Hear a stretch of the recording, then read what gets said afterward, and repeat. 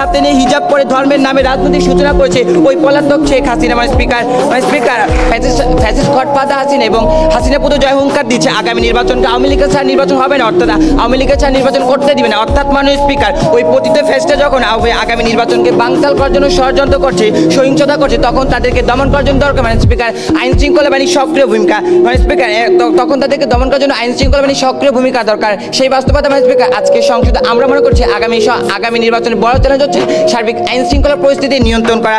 Speaker আজকের policy ডিবেটে সরকারি দলের 3 জন এখনো প্রমাণ করতে পারেনি কেন তারা মনে করছে আগামী নির্বাচনে অবৈধ অস্ত্র উদ্ধার না হওয়া চ্যালেঞ্জ নয়, নির্বাচনী ব্যবস্থার প্রতি জন আস্থা ফিরিয়ে আনা, লেভেল প্লেইং ফিল্ড, রাজনৈতিক সহাবস্থান নিশ্চিত করার চ্যালেঞ্জ নয়, ভোট কেন্দ্রের নিরাপত্তা, ভোটারদের নিরাপত্তা, প্রার্থীদের নিরাপত্তা নিশ্চিত করার চ্যালেঞ্জ নয়, সাইবার অপরাধীদের নির্মূল করা, সার্বিক আইন শৃঙ্খলা পরিস্থিতি নিয়ন্ত্রণ করার চ্যালেঞ্জ দেয়। এই তুলনামূলক যুক্তিখণ্ডের সরকারি যখন শূন্য রানে বলল তখন তো বলাই বাহুল্য স্পিকার আগামী নির্বাচনে বড় চ্যালেঞ্জ সার্বিক আইন শৃঙ্খলা পরিস্থিতি নিয়ন্ত্রণ করা।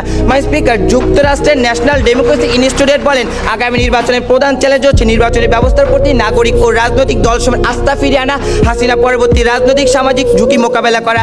এখন প্রশ্ন হলো স্পিকার আপনারা এই সামাজিক ঝুঁকি মোকাবেলা কাদের মাধ্যমে করবেন? উত্তর স্পিকার সার্বিক আইন শৃঙ্খলা পরিস্থিতি নিয়ন্ত্রণের মাধ্যমে। আগামী নির্বাচনের এই উত্তপ্ত মাঠকে আইন শৃঙ্খলা বাহিনীর মাধ্যমে ঠান্ডা না করতে পারবে তাহলে স্পিকার আগামী নির্বাচন গন্ডগোল হয়ে যাবে। কারণ ইন্টার পার্লামেন্টারি ইউনিয়ন গণঅভ্যুত্থান পরবর্তী বাংলাদেশের নির্বাচনের চ্যালেঞ্জকে বহুবিধের কথা বলা হয়েছে।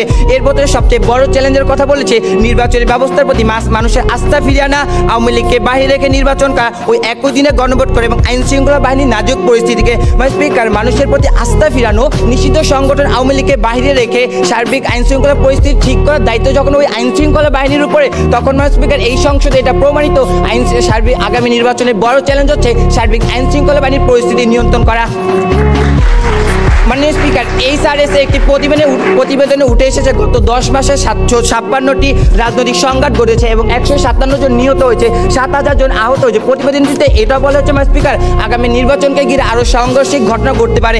এখন আজকের এই সংসদের কাছে আমার প্রশ্ন, আপনারা কি সামাজিক যোগাযোগ মাধ্যমে অপব্যবহার রোধ করবেন নাকি আগামী নির্বাচনের সহিংসতা দূর করবেন?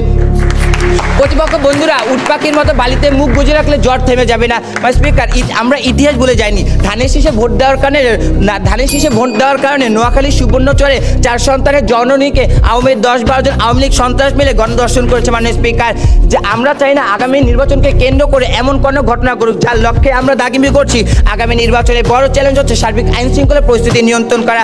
স্পিকার ওই পতিত আওয়ামী লীগ সন্ত্রাসটা দেশটাকে তাদের বাপদাদা তালুক বানিয়ে লুটে পুটে খেয়েছে, 28 লক্ষ কোটি টাকা পাচার করেছে, বিডিআর হত্যা, শাপলা হত্যা, গুম খুন, আয়নাগরের মাধ্যমে হাসিনা তন্ত্র কায়েম করেছেন, যা থেকে মুক্তির পথে আগামী নির্বাচনকে সুষ্ঠু এবং গ্রহণযোগ্য করার জন্য জুলাই শহীদের রক্তের ঋণ যখন আমাদের কাছে স্পিকার, তখন আমরা বিশ্বাস করি আজকের সংসদ এই প্রস্তাবটি বর্জনের মাধ্যমে আগামী নির্বাচনের সঠিক চ্যালেঞ্জ অর্থাৎ স্পিকার আইন শৃঙ্খলা বাহিনীর সার্বিক আইন শৃঙ্খলা পরিস্থিতির নিয়ন্ত্রণকে বড় চ্যালেঞ্জ হিসাবে নিয়ে ডক্টর মোহাম্মদ ইউনূসের নেতৃত্বে ঐতিহাসিক নির্বাচনের মাধ্যমে স্বপ্নের সোনার বাংলাদেশ গড়ার প্রত্যয় শেষ করছি।